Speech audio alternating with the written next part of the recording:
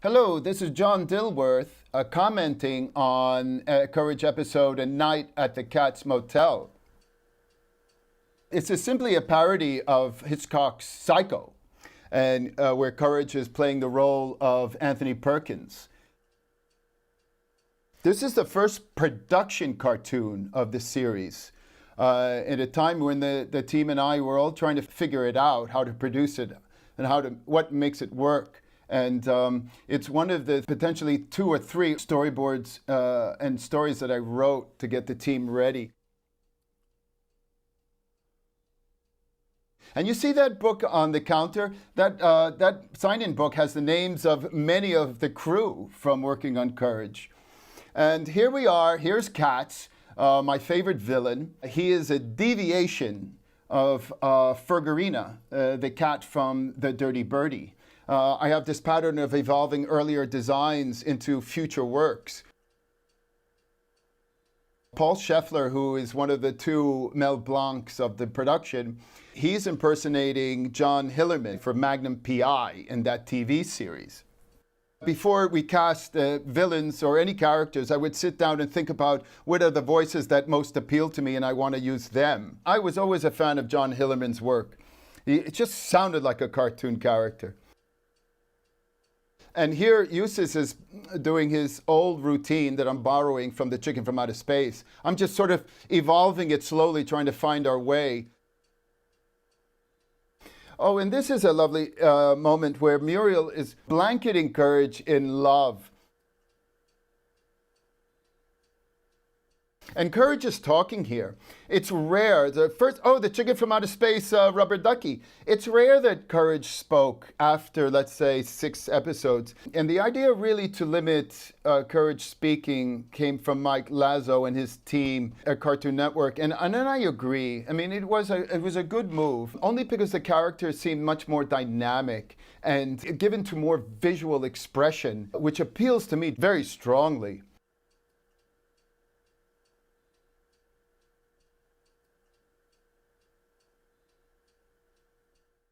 And you see Katz is playing the role of Anthony Perkins.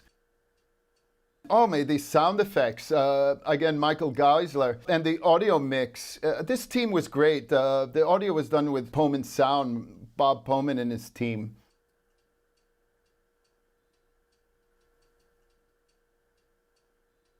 Oh my, oh my. You know, Muriel talking about the Scottish phrasing. You know, Muriel was modeled mostly out of a real-life Muriel that lived in Scotland. And Thea White does a great job in making a Muriel of her own.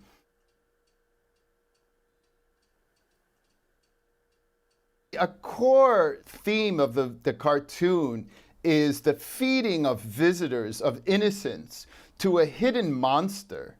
And this is really the Katz Motel for me.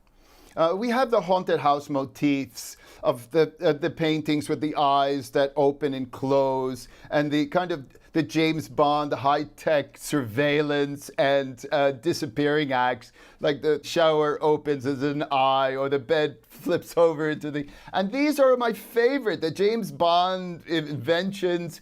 And here's Dill. If you notice, the Dill brand of product is a tribute to the Warner Brothers Acme brand of products. And throughout the series, you find Dill products. I mean, they're all useful, I guess.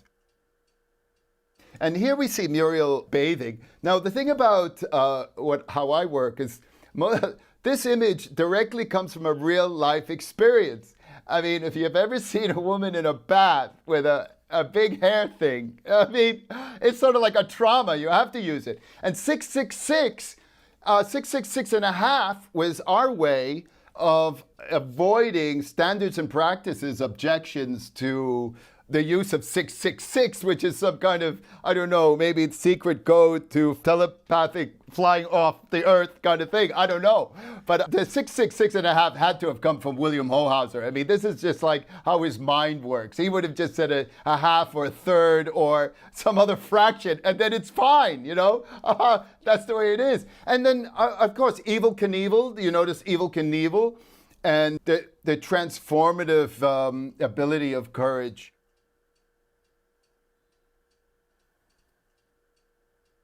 These horns come from Noodles and Ned shorts I was doing for Sesame Street. And I'm constantly borrowing from my own work. I'm like an auto cannibal. But it's always not to, as an end result, but to evolve. Evolve it. Get help, courage. So courage is a, well, he's an all-purpose dog.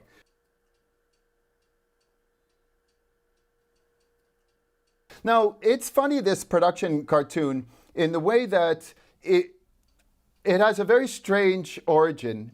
I was in Atlanta with Cartoon Network, and they were focus grouping, if I could say such a thing. They were doing a focus group on The Chicken from Outer Space, which was the short we made to start the series.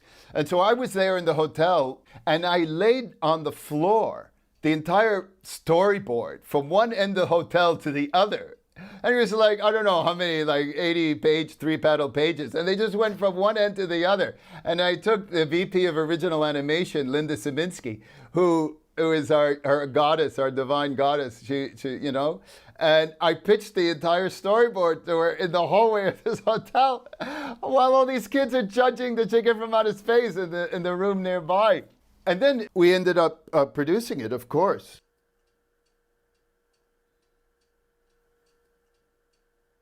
And here, as you see, here is an idea that came from the island of Dr. Moreau.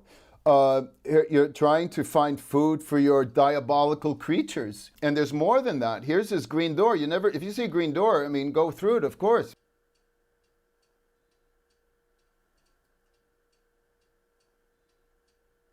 Here it is, look, mutations, genetic modifications, the island of Dr. Moreau. These horrible insects have been a real attraction to me from the beginning of my existence. I just love them. I can't avoid them.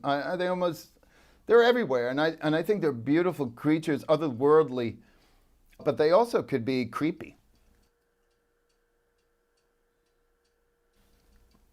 So here we are at this dead end. You know, a lot of times you get that in life. You know, and we're getting into this new formula where I'm developing, where confrontations between the good and the bad are not resolved by bullying or violence, but games of sport and play and childhood games. And here, handball. I mean, I played handball. I loved it. All racquetball against a wall. It was a thing of mine. And I'm simply using what I know in life. I don't know about giant spiders going into the jaw, but handball, yeah. And the music, I mean, at this time I was also into electronica.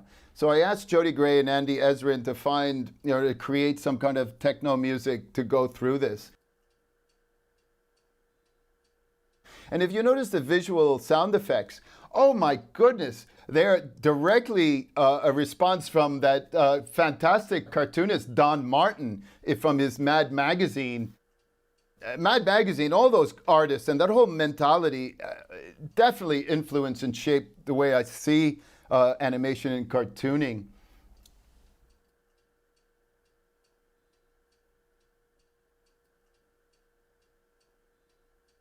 And this whole part here with the tennis racket and the final hit, I mean, this is a strong, strong indictment of this ferociousness we have with competition. I mean, here is a real, not a death, but he killed him, right? You say, oh, I killed that ball, I killed that game. Well, here's a minor statement. You know, of course, nothing in cartoon land is ever fatal. And a little adjustment, of course, for the drama. And all of this is just a long setup so that we can reverse the motif of the show itself. And that is courage has a rescue fantasy. And here, really what it is Muriel comes to rescue courage. And, of course, Eustace, the traditional role of courage.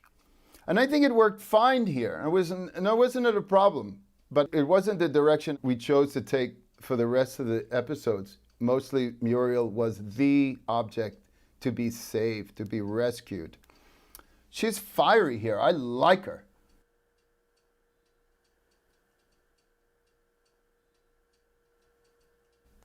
And of course, she has this air of obliviousness.